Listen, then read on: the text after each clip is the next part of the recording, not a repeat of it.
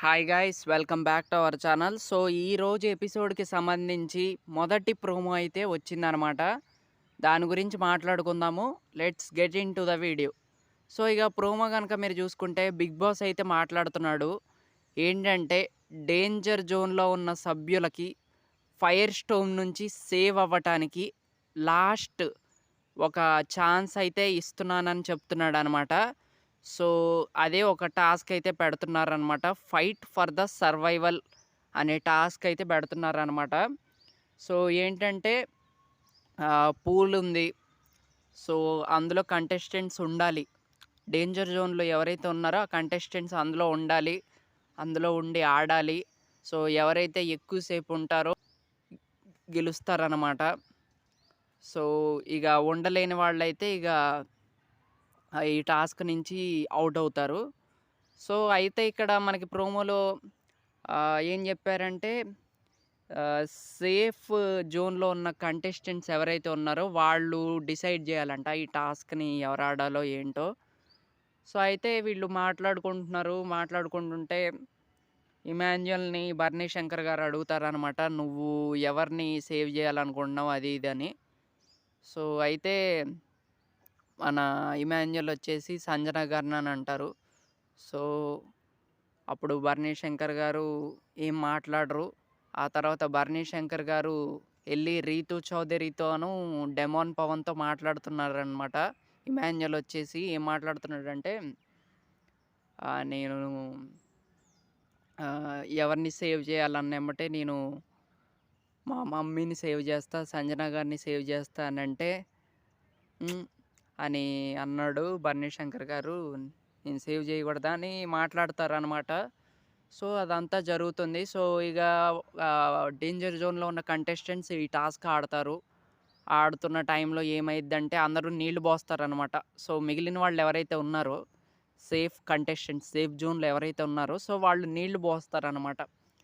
Contestants ఎవరైతే పూల్‌లో ఉన్నారో సో వాళ్ళకి నీళ్లు పోస్తారనమాట. సో అయితే ఇది జరిగే టైంలో ఏమైద్దంటే ఫ్లోరా గారిని సంచాలకుగా పెట్టినట్టున్నారు. సో అయితే ఫ్లోరా గారొచ్చేసి "సుమన్ శెట్టి అన్న మీరు ఔట్ అయ్యారన్న" అని అంటది. సో అప్పుడు సుమన్ శెట్టి గారు మాట్లాడతారనమాట.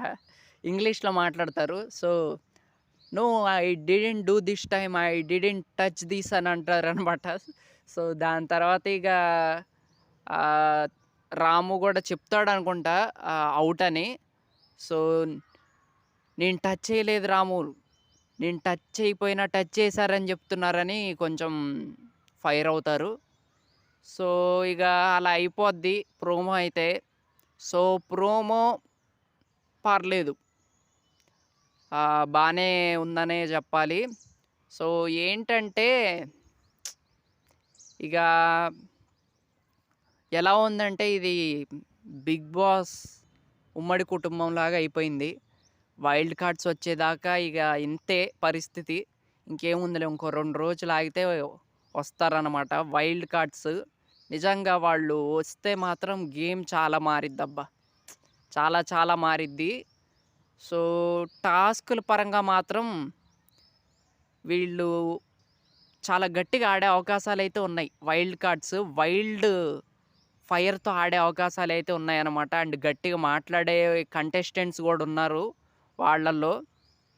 లైక్ 'దివ్యల మాదిరి' గారు గావచ్చు. అండ్ 'అలేఖ్య చిట్టి పికిల్స్' ఫేమ్ 'రమ్య మోక్ష' గావచ్చు.